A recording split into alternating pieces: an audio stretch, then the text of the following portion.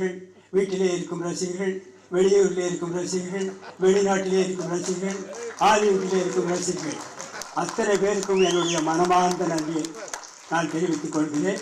இந்த ஒத்தோட்டு முத்தையா படத்தை பாருங்கள். இந்த ஒத்தோட்டு முத்தையாவை நன்றாக பாருங்கள். இந்த ஒத்தோட்டு முத்தையாவை திரும்ப பாருங்கள். நான் திரும்பவும் சொல்லுகிறேன், ஒத்த ஓட்டு முத்தையாவை பாருங்கள். திரும்ப திரும்ப சொல்லுகிறேன், ஒத்த ஓட்டு முத்தையாவை பார்க்கிறேன்.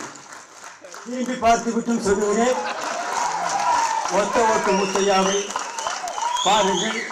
மறந்து விடாதீர்கள்.